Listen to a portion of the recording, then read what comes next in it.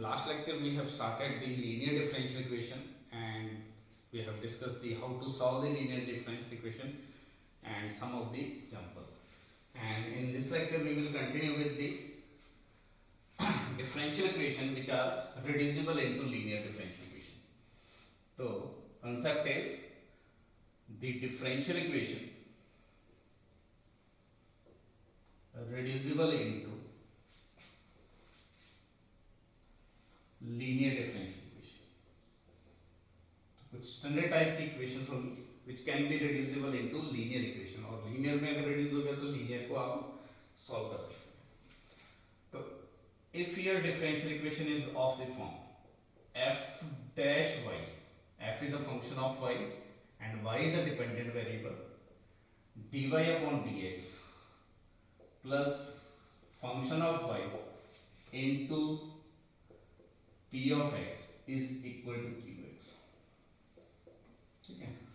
अगर आपके पास इक्वेशन कुछ इस टाइप की है कि the coefficient of y dash is a derivative of f और where f is a function of y और coefficient of px is fy, तो आप एक न्यू वेरिएबल डिफाइन कर सकते हैं u which is function of y. तो definitely du upon dx किसके इक्वल आ जाएगा plus derivative of f with respect to y and dy by dx. तो इस u की वैल्यू और u डैश की वैल्यू इस इक्वेशन में पुट करेंगे तो equation 1 is d of u by d of x plus u into p of x is equal to q of x. ये आ जाएगा प्लस और ये जो फाइनल इक्वेशन से 2 ये क्या है linear differential equation in u and x.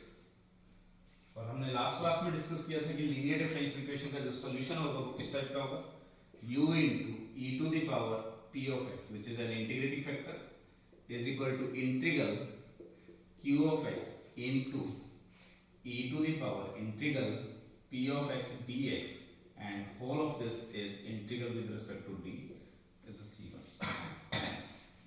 So this implies u is equal to e to the power integral p of x dx with minus sign into integral q of x e to the power integral p of x d of x whole integral with respect to x plus c1 e to the power minus p dx. और ये जो u की value है तो u की value अगर put कर देंगे तो f of y is equal to this. तो this is your final solution. तो अगर आपके पास कोई भी इक्वेशन है जो इस फॉर्म में है this equation is always reducible into linear differential equation और लीनियर में रिड्यूस हो गया तो आप डायरेक्टली लीनियर के जो मेथड से सॉल्व कर सकते हैं. फॉर एग्जांपल अगर एक इक्वेशन कंसीडर करते हैं से cos of y dy by dx plus sin of y into say 2 of x is equal to e to the power minus x square. So if this is your differential equation then find the general solution of this equation. तो इस case में this is f of y and this is f dash y. f का derivative करेंगे तो sin y का derivative cos y. तो u equal to हम क्या पुट करेंगे sin of y. तो this implies du by dx वो किसके इक्वल आ जाएगा cos of y into dy by dx. ये आएगा आपके पास और ये दोनों वैल्यूज अगर इस इक्वेशन में पुट करेंगे तो simply du by dx plus 2x into u is equal to e to the power minus of x square. Simple here, which is a linear differential equation. So u into e integrating factor e to the power x square is equal to integration q of x into integrating factor e to the power x square d of x plus some constant c. तो u is equal to क्या देगा e to the power minus x square into this is x plus c और u की value क्या है sin of y is equal to e to the power minus x square x plus c. So this is the your general solution. तो आपके पास कोई भी equation इस type की हो तो it can be reducible into linear differential equation. Clear? अब इसका एक पर्टिकुलर केस है that is called a Bernoulli equation. So this is the general form. Next one is Bernoulli equation.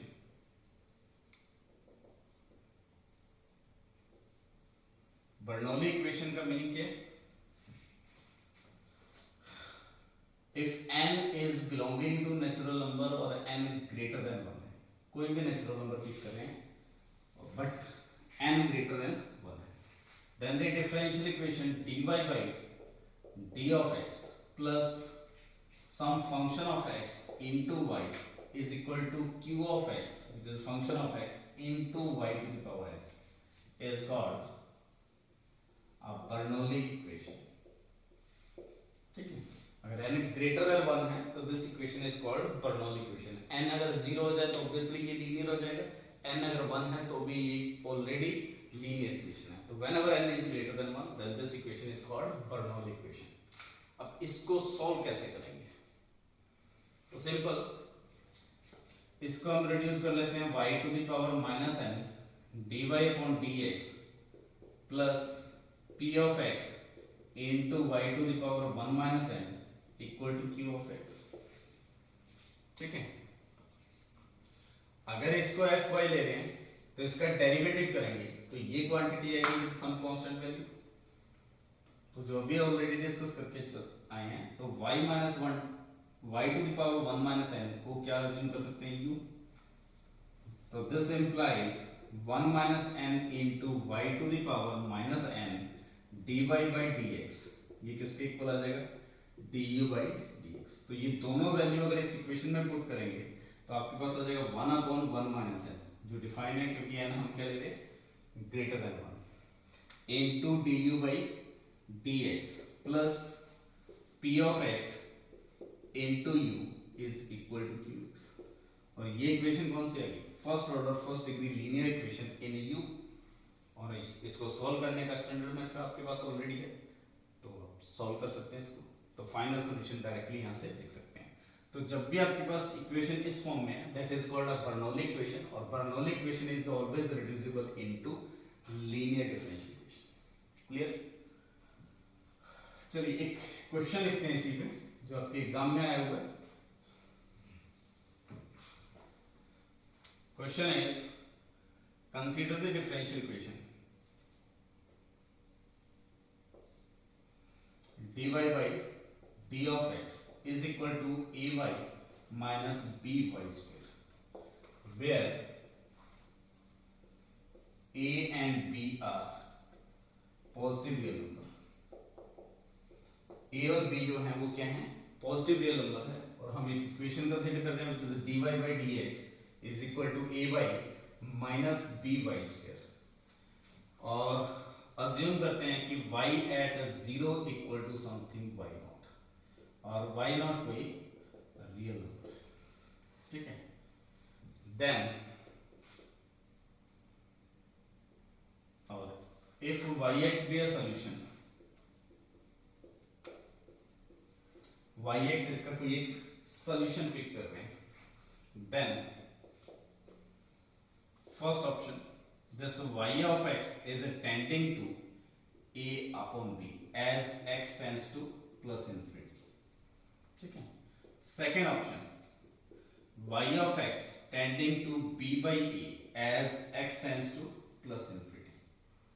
Third option y of x tends to this y naught value as x tends to plus infinity, और d is y of x is bounded on 0 to infinity। तो ये चार option है आपके पास। ठीक है? तो कैसे सॉल्व करेंगे इसको,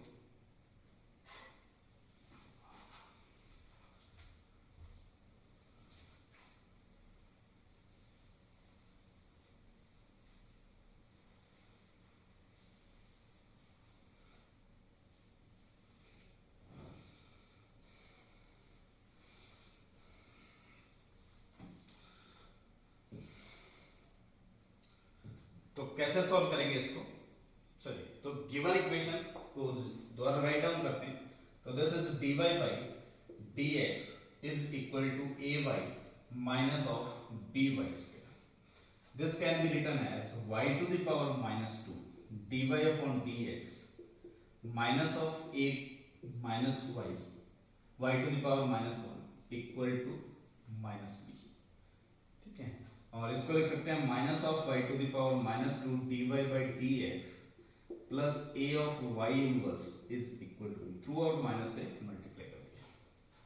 ठीक है, तो बेसिकली एक बर्नौली इक्वेशन टाइप का है जिसमें n इक्वल टू आपको क्या दिया हुआ है 2। अगर ay को इस साइड ले जाएंगे तो n की वैल्यू आपके पास क्या है 2। तो बर्नौली इक्वेशन टाइप का है। तो इसमें आप u इक्वल टू क्या पुट कर सकते हैं y इनवर्स। तो this implies du by dx क्या आ जाएगा आपके पास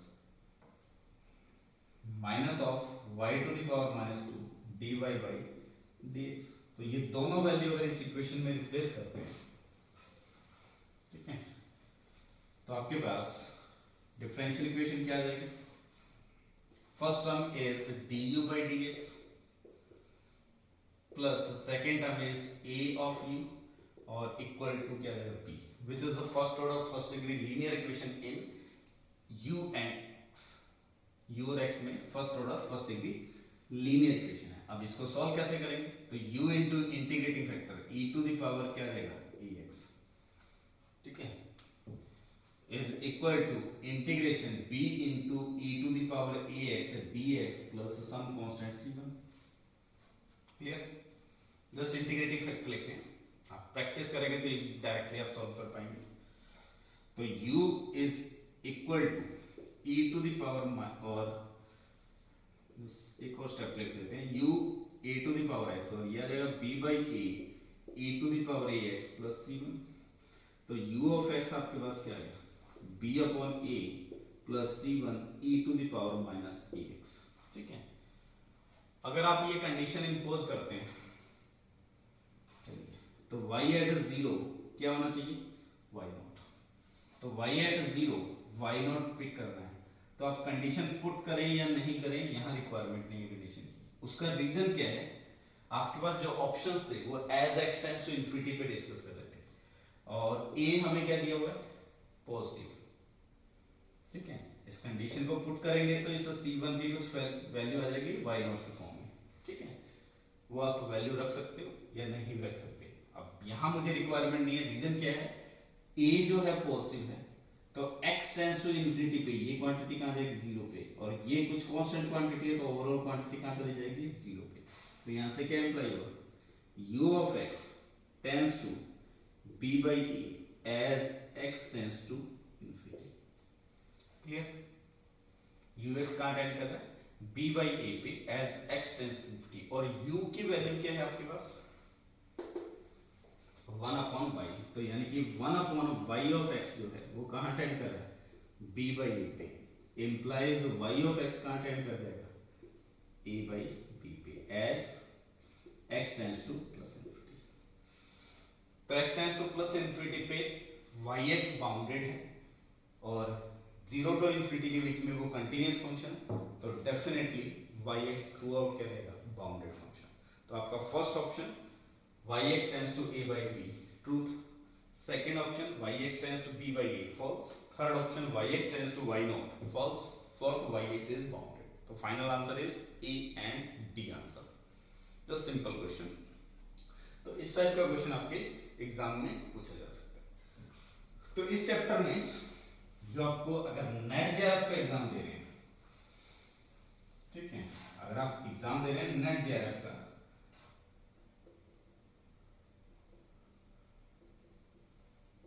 तो इस एग्जाम में पिछले 3 सेशन से कोई भी क्वेश्चन नहीं है, यानी कि जून 2019, दिसंबर 2019, जून 2018 और जून 2018 तक इन 3 एग्जाम में इस फर्स्ट चैप्टर तक कोई क्वेश्चन नहीं है। जो अभी तक हमने 5 लेक्चर या 6 लेक्चर पढ़े हैं वहां से कोई भी एग्जाम में क्वेश्चन नहीं आया है। बट ये चीजें हमें रिक्वायरमेंट है नेक्स्ट सेगमेंट्स के लिए। ठीक है, बट इसके अलावा अगर आप आईआईटी जैम और गेट की तैयारी करते हैं तो इस सेगमेंट में जो एग्जैक्टनेस है वो बहुत इंपॉर्टेंट है, ठीक है। तो हम टारगेट कर रहे हैं नेट जेआरएफ के एग्जाम को, तो डेफिनेटली उसी पैटर्न पे हम स्टडी करेंगे, ठीक है। इस पूरे चैप्टर में अगर हम पढ़ना चाहें तो 5 लेक्चर 10 लेक्चर और हो सकते हैं, बहुत सी डिटेल में डिस्कस कर सकते हैं। जैसे होमोजीनियस इक्वेशन को बहुत डिटेल में ले जा सकते हैं, सेपरेशन ऑफ वेरिएबल को डिस्कस कर सकते हैं, एग्जैक्टनेस के बहुत से और मेथड हैं जो भी डिस्कस कर सकते हैं। लेकिन आपके एग्जाम की रिक्वायरमेंट के अकॉर्डिंग ये सेगमेंट बहुत ज़्यादा इंपॉर्टेंट नहीं है, तो हम बहुत मिनिमल चीज़ें और लिखेंगे एंड स्विच करेंगे जो आपका बहुत इंपॉर्टेंट सेगमेंट है, higher order linear differential equation. Next lecture से वो हम डिस्कस करेंगे, ठीक है। तो जब भी आप एग्जाम देते हैं, कोई भी एग्जाम देते हैं, तो सबसे पहले पैटर्न को फॉलो करिए, ठीक है, ठीक है। कुछ इंस्टीट्यूट हैं जो फर्स्ट चैप्टर में 12-13 लेक्चर देते हैं, उसका वेटेज क्या है, मैक्सिमम 3 मार्क्स, और पिछले 3 एग्जाम में यहाँ से क्वेश्चन नहीं आया है, तो हमें वही पैटर्न फॉलो करना है जिसमें आपको प्रॉफिट है, ठीक है। मैं कुछ टर्म और डिफाइन करता हूँ, देन ये चैप्टर हम फाइंड अप करेंगे, ठीक है। तो एक कंसेप्ट है होमोजेनियस डिफरेंशियल इक्वेशन,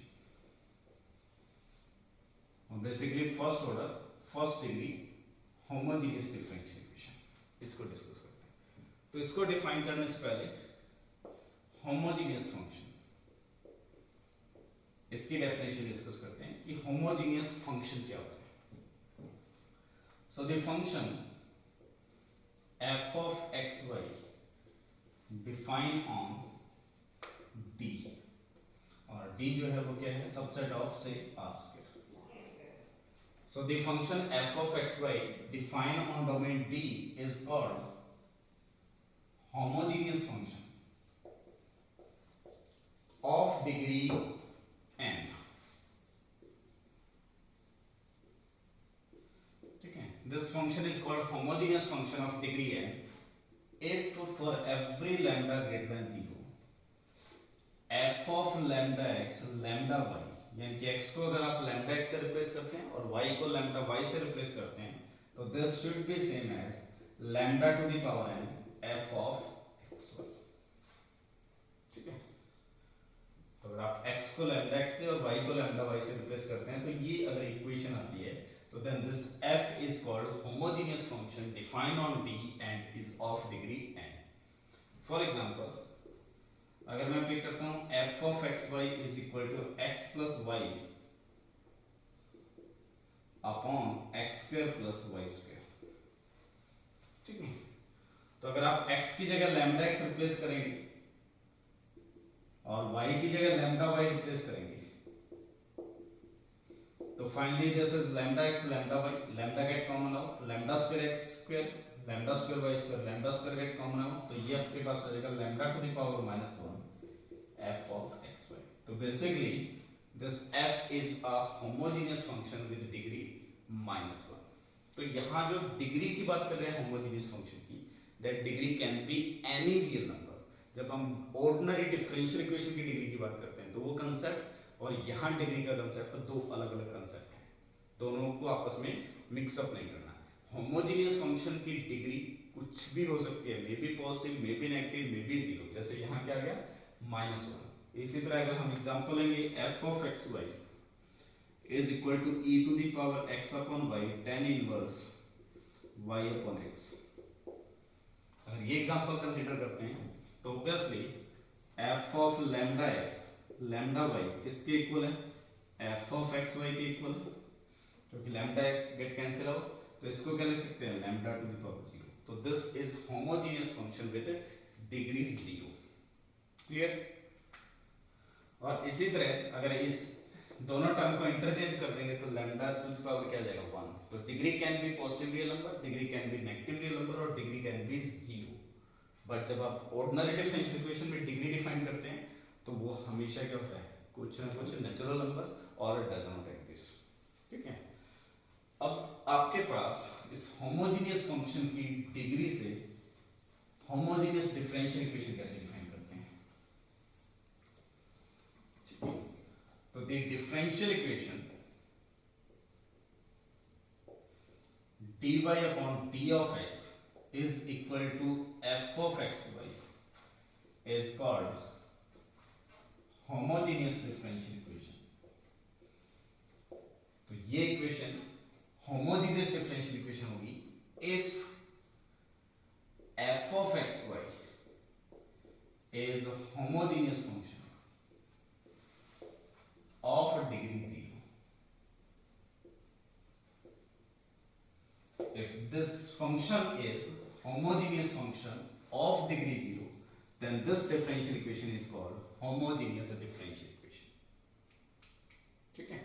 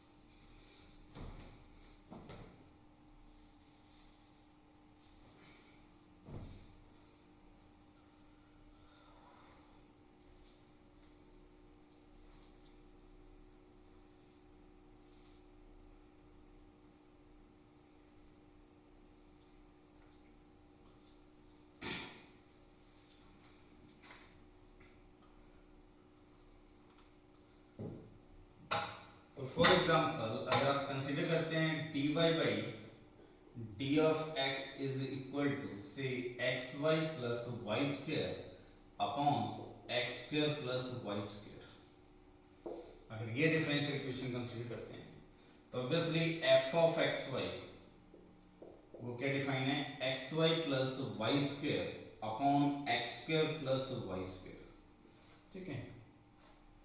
और this implies f of x की जगह लैम्डा x और y की जगह लैम्डा y रिप्लेस करेंगे तो रिजल्टेंट कभी चेंज नहीं होगा, क्योंकि न्यूमरेटर में से लैम्डा स्क्वायर कॉमन आउट और डिनोमिनेटर में से भी लैम्डा स्क्वायर कॉमन आउट, तो आपके पास this f is a homogeneous function with degree 0, और अगर ये होमोजेनियस फंक्शन है डिग्री 0 का तो definitely this is homogeneous differential equation. तो होमोजेनियस डिफरेंशियल इक्वेशन का मीनिंग क्या है, if this function is a homogeneous function of degree 0, then your differential equation is called homogeneous differential equation.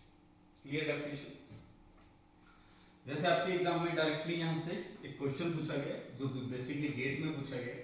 Question क्या है, the differential equation dy by dx plus sin of x is equal to sin of x plus y is first option non-linear and non-homogeneous, second option linear but non-homogeneous, third option non-linear but homogeneous, और fourth option linear and homogeneous. तो basically आपको categorise करना है कि ये linear है या non linear है। तो फर्स्ट लीनियर डिफरेंशियल इक्वेशन की डेफिनेशन क्या थी, all the derivative and dependent variable is of degree 1 and there does not exist any product term of dependent variable and the derivative. तो यहाँ हम अज्यूम कर रहे हैं कि जो डिपेंडेंट वेरिएबल है वो क्या है, y, और अगर इस फंक्शन को देखेंगे तो y का जो डिग्री है 1 लेंगे, और अगर इसको एक्सपेंड करेंगे तो y की पावर इंक्रीज होती रहेगी, तो definitely this equation is a non linear. तो ये जो लीनियर वाले ऑप्शन है डेफिनेटली फॉल्स हो गए, this equation must be a non linear. अब होमोजेनियस और नॉन होमोजेनियस, तो अगर मैं इसको इस फॉर्म में लिखता हूं तो dy by dx क्या है, f of xy होना चाहिए। तो f of xy यहाँ कौन सा फंक्शन आ जाएगा, sin of x plus y minus sin of x। अब अगर आप f of lambda x lambda y find करते हैं तो that is sine of lambda x plus lambda y minus sine of lambda x, ठीक है। और ये कभी भी some lambda to the power n और lambda to the power 0 f of x y नहीं होगा, ठीक है, क्योंकि ये दोनों क्वांटिटी independent quantity है, so this is not equal to this one, so that is this equation is a non-homogeneous equation. तो answer is non-linear non-homogeneous differential equation, ठीक है। तो ये आपके गेट के एग्जाम का क्वेश्चन और ये बेसिकली अराउंड 2000 में पूछा गया है। अब इस 2020 में इस टाइप के क्वेश्चन नहीं आते हैं, अब आपके एग्जाम का लेवल बहुत हैवी है, ठीक है। नेक्स्ट होमोजेनियस इक्वेशन को सॉल्व कैसे करेंगे, ठीक है। तो उसके लिए एक पहले प्रॉपर्टी लिखते हैं, the function f of x y is a homogeneous function if and only if, or homogeneous function of degree 0 if and only if there exists a function phi of y by x, that is phi is function of y by x or x by y, you can write down anything. A function f of x y is homogeneous function of degree 0 if and only if there is a function phi by x, phi which is a function of y by x, such that f of x y should be same as phi of y by x, ठीक है। For example अगर मैं consider करता हूँ f of x y, simple example अभी जो हमने लिखा था x y y square upon x square plus y square, तो इसको हम यहाँ से through out y common out ले लो और through out x common out लेते हैं, हमें y बाई x की फॉर्म में बनाना है, तो through out x square common out लेते हैं। तो इसको अगर मैं लिख सकता हूँ x अगर कॉमन आउट लेते हैं तो y by x plus this is y square by x square, sorry अगर x स्क्वायर कॉमन आउट लेते हैं, डिनोमिनेटर में भी अगर x स्क्वायर कॉमन आउट लेते हैं तो ये आ जाएगा 1 plus y by x whole square. Finally इसको लिख सकते हैं हम y by x plus y by x whole square upon 1 plus y by x whole square, और ये किसका फंक्शन है, phi which is y of y x, ठीक है। क्योंकि अगर होमोजेनियस फंक्शन है डिग्री 0 का, तो जब आप लैम्डा x की जगह लैम्डा x और y की जगह लैम्डा y रिप्लेस करेंगे तो फाइनली जो आएगा वो f of x y है ना, यानी कि लैम्डा की जितनी भी टर्म्स है वो कैंसिल आउट होने चाहिए, और कैंसिल आउट तभी होंगी जब न्यूमरेटर और डिनोमिनेटर में लैम्डा की सेम पावर आएगी, और न्यूमरेटर में और डिनोमिनेटर में लैम्डा की सेम पावर तभी आएगी जब x और y की टर्म्स की जो डिग्री है वो हमेशा क्या होगी, सेम। जैसे यहाँ x इंटू वाई, ये दोनों फंक्शन डिग्री 2 की, यहाँ डिग्री 1 यहाँ डिग्री 1, तो ओवरऑल डिग्री 2, और ये भी डिग्री 2 का है, और डिनोमिनेटर में हर टर्म जो है वो डिग्री 2 की। तो न्यूमरेटर और डिनोमिनेटर में हर टर्म की जब डिग्री सेम होगी तो इस टाइप की होमोजेनियस फंक्शन में डिग्री 0 आएगा, और ये तभी हो सकता है जब y बाई x टाइप का फंक्शन बने या x बाई y टाइप का, ठीक है। अब आपके पास अगर ये कोई होमोजेनियस फंक्शन है जो डिग्री 0 का है तो उसके करस्पॉन्डिंग, तो if f of x y is a homogeneous function of degree 0, तो आपने डिफाइन किया है this implies dy by dx is equal to f of x y is a homogeneous differential equation by definition। और अगर कोई function homogeneous function है of degree 0 तो वो किस टाइप का फंक्शन होगा, function of y by x। तो this implies this equation can be written as dy by dx is equal to function of y by x, ठीक है। और अगर इस टर्म में y बाई एक्स को कुछ न्यू वेरिएबल पुट कर देते हैं, से u, तो दिस इंप्लाइज y किस टाइप का आ गया, u इंटू एक्स, तो dy बाई dx क्या होगा आपके पास, du by dx into x plus u आ गया। अब ये dy बाई dx और u की वैल्यू इस इक्वेशन में पुट करेंगे, तो दिस होल इंप्लाइज, तो u plus x into du by dx is equal to, ये क्या देगा, फंक्शन ऑफ u ओनली, और इसको हम लिख सकते हैं x du by dx is equal to function of u only minus u, implies du by function of u minus u equal to dx by x, where phi of u should not be equal to u। ठीक है, तो ये जो left hand side है वो function of u only है, right hand side है वो क्या है, फंक्शन ऑफ x ओनली, यानी कि x और u सेपरेट हो गए, तो this form is called separable form. तो बेसिकली हमने क्या प्रूफ किया, अगर आपके पास कोई भी एक homogeneous differential equation, if this is a homogeneous differential equation, then this differential equation is always reducible into separable form by using this transformation। ठीक है, तो स्टेटमेंट आप लिख सकते हैं कि every homogeneous differential equation is reducible into separable form। separable form का meaning क्या है, जो डिपेंडेंट वेरिएबल है उसकी सारी टर्म अलग, और इनडिपेंडेंट वेरिएबल की अगर टर्म्स अलग कर लेते हैं, that form is called separable form.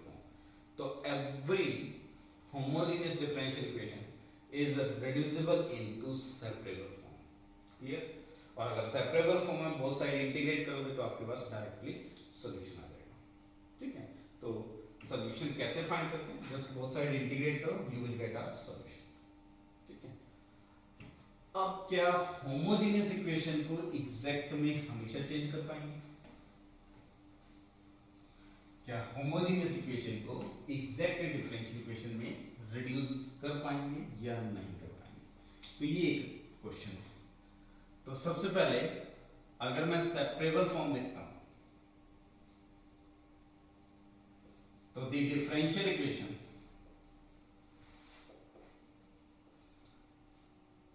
से m of xy d of x plus n of xy dy is equal to 0 is called separable form।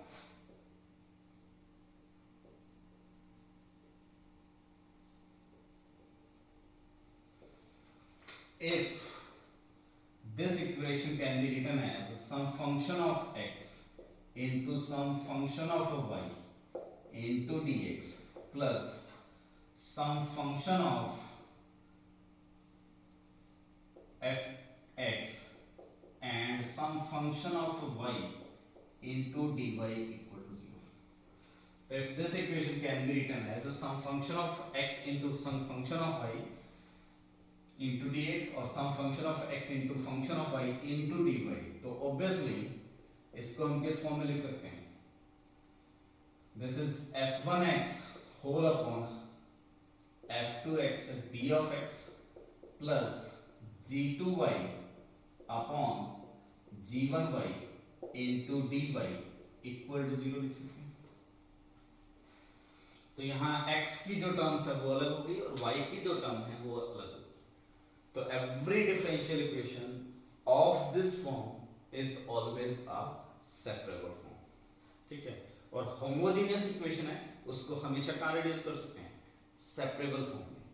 ठीक है, अब इस इक्वेशन में जो m है वो किसके इक्विवेलेंट है, f of x f1 by f2x, और जो n है वो किस क्या वैल्यू है, g2y by g1y, ये तो m और n। क्लियर, अब आप अगर partial derivative of m with respect to y करेंगे वो हमेशा क्या होगा, 0, और partial derivative of m with respect to x करेंगे तो वो भी क्या हो जाएगा, 0। तो this implies, say this equation 1 is reducible into exact equation. और उस केस में हम इसको इस फॉर्म में रिड्यूस करेंगे तभी ये एग्जैक्ट बनेगी, और इसको इस फॉर्म में रिड्यूस करने के लिए एक फंक्शन से मल्टीप्लाई करेंगे phi of x y which is 1 upon g1 y into f2x। अगर मैं इस पूरी इक्वेशन को इस फैक्टर से मल्टीप्लाई कर देता हूं तो इसमें रिड्यूस हो जाएगी, और ये रिड्यूस जो इक्वेशन है वो किसके फॉर्म में है, एग्जैक्ट फॉर्म में। तो that is this is an integrating factor. तो अगर आपके पास कोई भी एक सेपरेबल डिफरेंशियल इक्वेशन है तो it always reducible into exact differential equation, और डायरेक्टली ये फैक्टर जो आएगा that is a integrating factor. For example x square e to the power y d of x plus y cube e to the power x or sin of x into dy equal to 0। तो definitely this is a separable form. तो phi of x y क्या define कर सकते हैं, जो dx का coefficient है वो सिर्फ x की टर्म रखेगा, और dy का कोफिशिएंट है वो सिर्फ y की टर्म रखेगा। तो which is 1 upon e to the power y into sin of x। So this is an integrating factor, और अगर ये integrating factor है तो this equation is reducible into exact form। तो इसका exact form क्या होगा, x square upon sin of x into d of x plus y cube upon e to the power y d of y is 0। So this equation is exact। तो आपके पास statement क्या है, every separable form is reducible into exact form।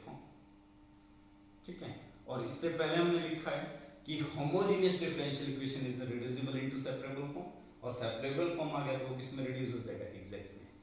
तो again every homogeneous differential equation is also reducible into exact form.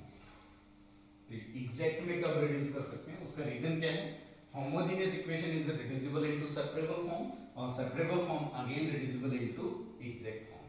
तो every homogeneous differential equation is reducible into exact form।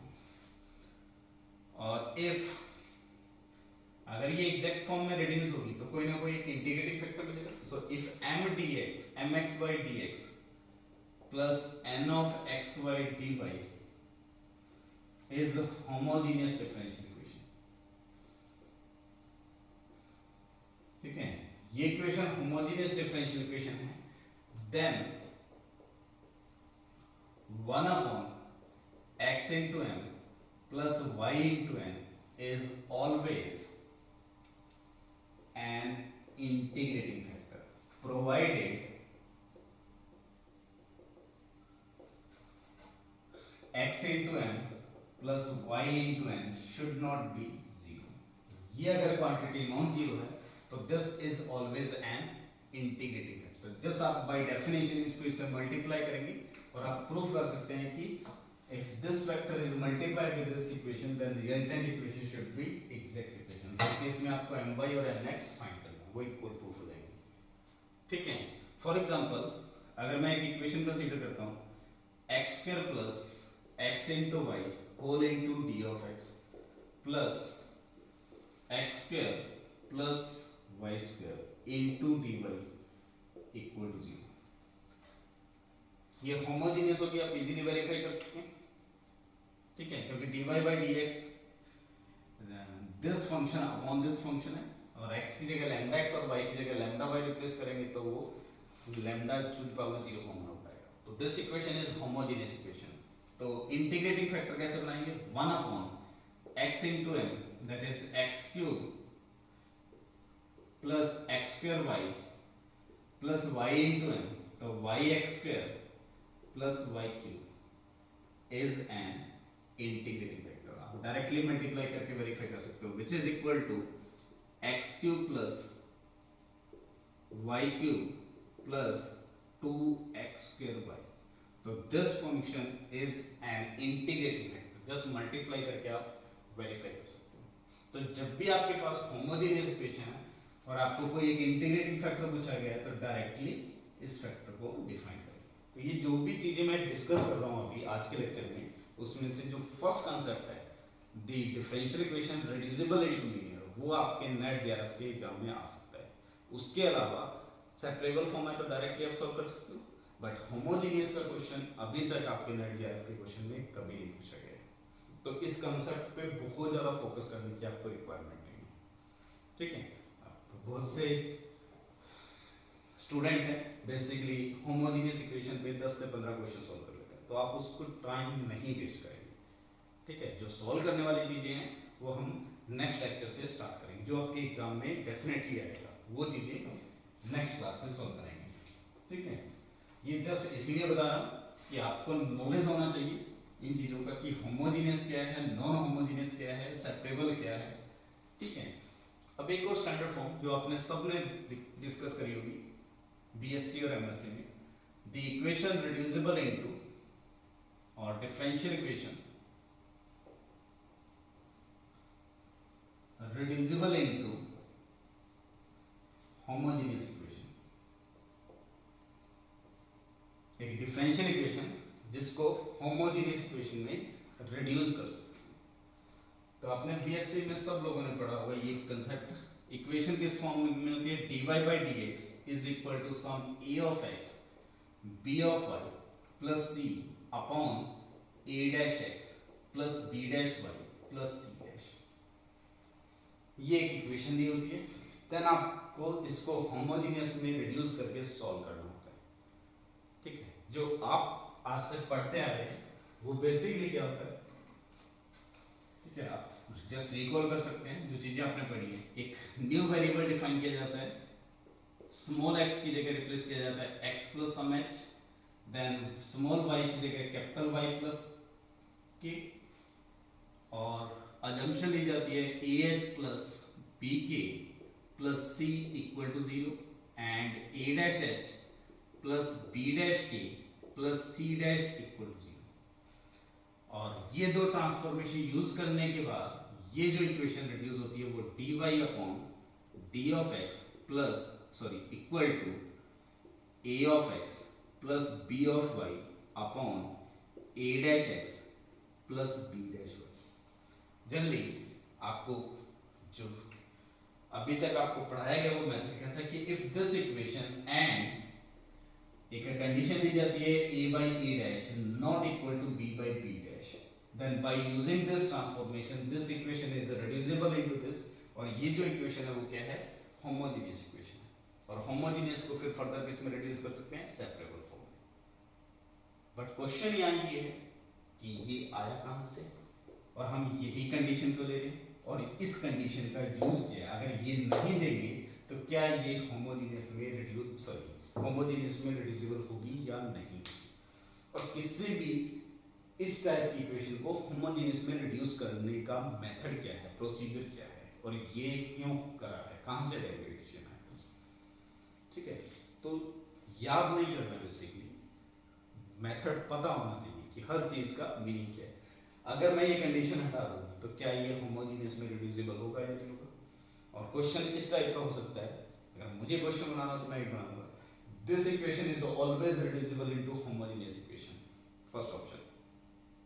This equation is reducible into homogeneous equation only when this condition hold.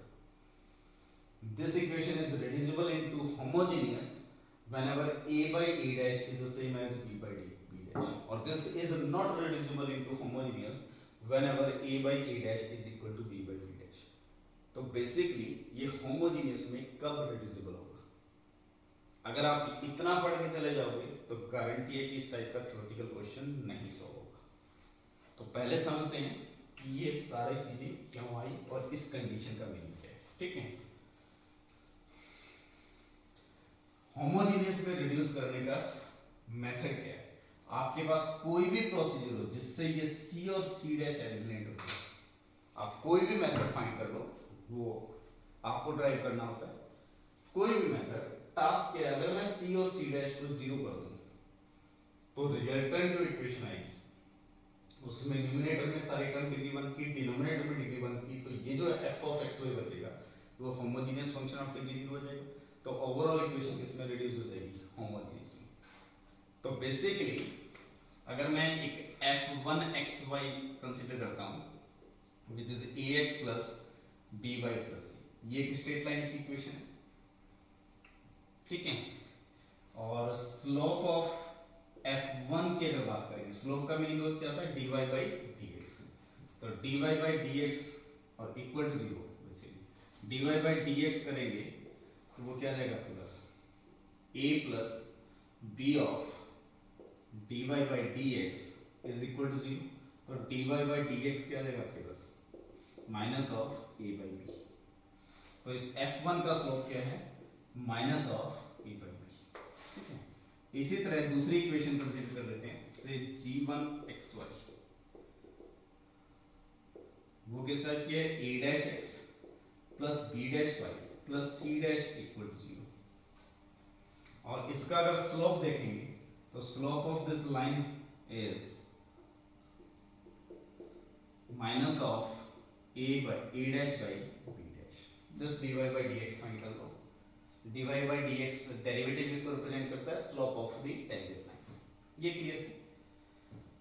अब अगर slope of f1 not equal to slope of f2, that is a by b not equal to a dash by b dash, or a by a dash not equal to b by b dash, तो जो हम ये condition देखते हैं इसका meaning क्या है, इन दोनों लाइन सेगमेंट का स्लोप आपस में इक्वल नहीं है, क्लियर है ये कंसेप्ट, इन दोनों लाइन सेगमेंट का स्लोप आपस में इक्वल नहीं है, और अगर दो लाइन का स्लोप सेम नहीं है तो गारंटी है कि वो कहीं ना कहीं किसी एक पॉइंट पे इंटरसेक्ट जरूर करेंगी, ठीक है।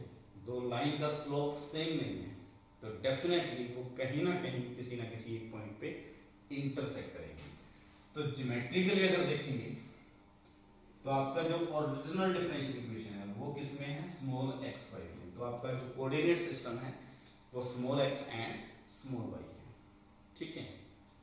अब आपका टास्क है इसको होमोजेनियस में रिड्यूस करना है, यानी कि इस c को रिमूव करना है और इस c डैश को रिमूव करना है। c और c डैश कब रिमूव हो सकते हैं, जब ये दोनों स्ट्रेट लाइन कहां से पास हो जाए, ओरिजिन से। c और c डैश कब रिमूव होंगे, अगर ये ओरिजिन से पास हो जाए और ये भी ओरिजिन से पास हो जाए तो c और c डैश रिमूव हो जाएंगे, ठीक है। अब ओरिजिन से दोनों को पास करना है तो डेफिनेटली इस सिस्टम का ओरिजिन जो है वो न्यू कोऑर्डिनेट सिस्टम पे ट्रांसफर करना होगा। जैसे ही हमने ये इक्वेशन देखी तो लाइन गारंटी है कि कहीं ना कहीं इंटरसेक्ट करेंगे, तो ये अज्यूम कर लेते हैं आपके पास f1xy इक्वल टू 0 और ये है g1xy इक्वल टू 0, दो लाइन सेगमेंट है, और अगर ये कंडीशन है तो गारंटी है कि किसी ना किसी एक पॉइंट पे इंटरसेक्ट करेंगे, तो इस इंटरसेक्शन पॉइंट को अज्यूम कर लेते हैं h की, ठीक है। अगर ये इंटरसेक्शन पॉइंट h के है तो ये h के पॉइंट f1 को भी सेटिस्फाई करेगा और f2 को भी सेटिस्फाई करेगा, यानी कि a of h plus b of k plus c0 and a dash h plus b dash k plus c dash equal to 0। तो ये जो कंडीशन देखने का मीनिंग है, जो h के पॉइंट है वो इन दोनों लाइन सेगमेंट का इंटरसेक्शन है, और ये इंटरसेक्शन तभी मिलेगा जब ये स्लोप सेम नहीं होंगे या दोनों लाइंस आपस में क्या हो जाएंगी, कोइंसाइड हो जाएंगी, तो डेफिनेटली इंटरसेक्शन पॉइंट मिल जाएगा। तो जब भी आपको ये प्रोसीजर अप्लाई करना है होमोजेनियस का, तो उस केस में या तो लाइन आपस में कोइंसाइडेड होनी चाहिए, और अगर कोइंसाइडेड नहीं है तो पैरेलल नहीं होनी चाहिए। अगर पैरेलल आ गई तो ये इंटरसेक्शन पॉइंट मिलेगा नहीं, और इंटरसेक्शन पॉइंट नहीं मिलेगा तो हम इन दोनों को ओरिजिन से पास नहीं करवा सकते, और जब तक ओरिजिन से पास नहीं करवाएंगे तो आइदर c और c डैश दोनों में से एटलीस्ट एक नॉन जीरो रहेगा, और अगर ये कांस्टेंट नॉन जीरो है तो ये कभी भी होमोजेनियस में रिड्यूसिबल नहीं होगी। तो ये आपका थ्योरेटिकल मीनिंग है, रीजन है, ठीक है। डायरेक्ट फॉर्मूला नहीं पढ़ना है आपको, जस्ट रीजन फाइंड करना है। अब मैं यहाँ एक न्यू कोऑर्डिनेट सिस्टम डिफाइन कर लेता हूँ, ये कैपिटल X आ गया और ये कैपिटल Y आ गया। वो ट्रांसफॉर्मेशन कहाँ से आती है उसको डिस्कस करते हैं। अब मैं कोई भी अगर पॉइंट P पिक करता हूँ, अगर इसके कोऑर्डिनेट्स है स्मॉल x और y के बीच में, तो ये डिस्टेंस कितनी है, y डिस्टेंस, और ये पूरा जो डिस्टेंस है ये कितना डिस्टेंस है, x डिस्टेंस। और इसके अगर न्यू कोऑर्डिनेट सिस्टम में कोऑर्डिनेट्स लिखूंगा तो कैपिटल X और कैपिटल Y टाइप के होंगे, तो यानी कि ये जो डिस्टेंस है वो क्या है, कैपिटल Y, और ये जो डिस्टेंस है वो क्या आएगी, कैपिटल X। क्लियर है यहाँ तक? और ये जो डिस्टेंस है वो कितनी है कि, और ये जो डिस्टेंस है वो कितनी है, h। ठीक है, तो आपके पास जो स्मॉल x है वो किसके इक्वल है, कैपिटल X प्लस h, और स्मॉल y किसके इक्वल है, कैपिटल Y प्लस k। तो ये ट्रांसफॉर्मेशन इसलिए यूज करते हैं कि जो आपका ओरिजिनल कोऑर्डिनेट सिस्टम है उसका ओरिजिन आप न्यू कोऑर्डिनेट सिस्टम के ओरिजिन पे शिफ्ट कर दें, ताकि दोनों लाइन उस एक सिंगल पॉइंट से पास हो जाए और ये C और C' रिमूव हो जाए। ठीक है, अब ये जो F1 है वो ओरिजिन से पास हो रहा है, तो F1 कैपिटल XY किस में रिड्यूस हो जाएगा, ओरिजिन से पास हो रहा है, तो ये A of X B of Y हो जाएगा, और इसी तरह G1XY वो किस में रिड्यूस हो जाएगा, A' प्लस B' इस फॉर्म में रिड्यूस हो जाएगा। क्लियर? और फाइनली आपका जो इक्वेशन आएगा वो किस फॉर्म में आ जाएगा, capital dy by d of x is equal to a of x plus b of y upon a dash x plus b dash y which is homogeneous differential equation. और इसको further separable में change करेंगे and then solve कर सकते हैं। तो यहाँ solution find करना इंपॉर्टेंट नहीं है, इंपॉर्टेंट है कि कंसेप्ट कहाँ से आपसे पूछा गया। तो जैसे मैंने ये कंसेप्ट यूज किया, इसका मीनिंग है कि लाइन इंटरसेक्ट करेंगी, और लाइन इंटरसेक्ट करेंगी तो जिस ओल्ड कोऑर्डिनेट सिस्टम को न्यू कोऑर्डिनेट सिस्टम पे शिफ्ट कर सकते हैं। ये कौन सी प्रॉपर्टी है, शिफ्टिंग प्रॉपर्टी है। तो आप ओरिजिन 0 0 को कहाँ शिफ्ट करते हैं, h के पॉइंट पे। और ओरिजिन शिफ्ट करने का रीजन क्या था, आपको ये इंटरसेक्ट C और C' को रिमूव करना था। वो तभी रिमूव हो सकते थे जब ओरिजिन से पास हो। ठीक है, तो यहां हमने क्या कंडीशन लिखी, if this hold then this equation is reducible into homogeneous equation by using these two transformation where h and k are intersection point of these two statement। तो अगर आपसे कहीं भी कोई भी क्वेश्चन पूछता है, basically some of the interview question, कि this equation is reducible into homogeneous whenever this hold, उसका रीजन क्या है। ये होल्ड करने से क्या होगा, slope of these two line segment are not equal, और स्लोप इक्वल नहीं है तो these both line must be intersecting at some h के पॉइंट। और अगर ये दोनों लाइन इंटरसेक्ट कर रही हैं h के पॉइंट पे, तो इनका ओरिजिन कहाँ शिफ्ट कर सकते हैं, h के पॉइंट पे। यानी कि दोनों लाइन ओरिजिन से पास हो जाएंगी, और लाइन अगर ओरिजिन से पास है तो उनका intersect that is C and C' must be 0, और ये 0 होते ही आपकी इक्वेशन क्या बनेगी, होमोजेनियस। क्लियर? तो ये होमोजेनियस इक्वेशन को आपको किसी एक इक्वेशन को होमोजेनियस में रिड्यूस करना है, तो ये कंडीशन होल्ड करनी चाहिए। ठीक है, तो ये बेसिक ओवरऑल है आपका फर्स्ट चैप्टर का इंट्रोडक्शन। ठीक है, जिसमें से आपको एग्जाम के लिए जो फोकस करना है वो first order first degree linear differential equation and reducible to linear equation, अगर आप नेट जेआरएफ का एग्जाम प्रिपेयर कर रहे हैं। ठीक है, अगर जैम का एग्जाम दे रहे हैं तो ये सारे कंसेप्ट आपको पढ़ने हैं। ठीक है, हम नेक्स्ट लेक्चर से मोस्ट इंपॉर्टेंट सेगमेंट डिस्कस करेंगे which is higher order linear differential equation. बहुत इंटरेस्टिंग टॉपिक है और बहुत ही इंपॉर्टेंट है एग्जाम पॉइंट ऑफ व्यू से। Thank you.